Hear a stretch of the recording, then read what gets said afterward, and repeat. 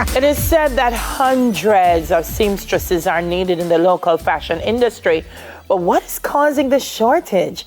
We have fashion designer Keneea Linton-George, and she's going to help us iron this out. I call her fashion advocate too, because right? She does so much more than just design in the fashion industry here in Jamaica. Morning, Keneea. Good morning, Welcome ladies. How are you? We're good. Thank you. I am shocked because people every day talking about jobs, and they don't have jobs. Why do we, first of all, do we really have a shortage? We do have a significant shortage. We have quite a significant shortage. It's been like this for probably the last 20 years. It's been declining significantly. And, we have, the government has tried to do a bit with garments and so forth, but it's not enough because the training program is geared towards them becoming designers. And you find when they're finished, they don't want to become a seamstress for another designer. They want to start their own business. So therein lies the problem. So we need a program that is geared specifically at training seamstresses who want to work for a designer within the fashion industry. So you say for the last 20 years there's been a problem, but is this the worst you've seen it? It's the worst. It's the absolute worst. I mean, Mark Anthony was saying he's been advertising week after week for tailors and seamstresses. What?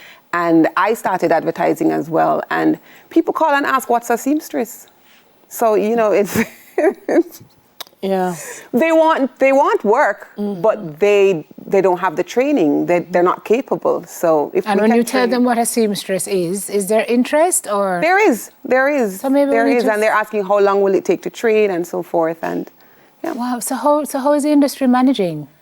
We're struggling, and there's so much opportunity out there. But then we can't take advantage of the opportunities because we don't have the labor force to produce in order to export, in order to even supply the local market. I have customers who are tired of calling me, and I tell them, listen, dear, I'm short staffed. I can't do anything right now, and it's unfortunate, and we have so many unemployed people. It's unfortunate that we can't employ them in the fashion industry. How do we plug this, though, Keneea? So you remember, like about 3 years ago, I did an interview here where we were starting a free training program, and we were looking to train maybe like 30, 50 people, and we made a little announcement, and 350 people called.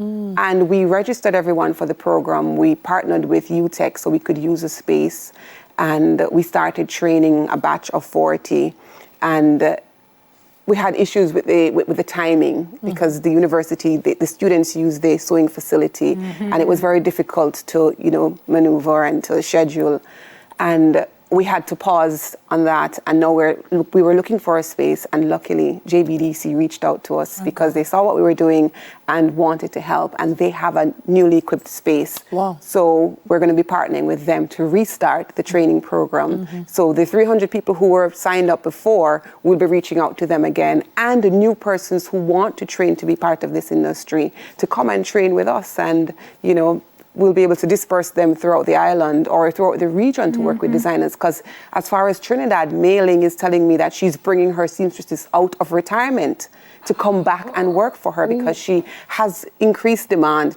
but no staff. There's no new seamstresses coming out. They're not churning them out. So the seamstresses and the tailors we have are from the 80s when we had the 807 factories. So we had that vast, growth in the fashion industry. And since then, there hasn't been any large-scale training. Who is training them now in this area? Garmex is training, but who else? That's it? That's pretty much it, because UTech and Edna Manley are teaching just for fashion designing. So it's more the theory and the creative side. But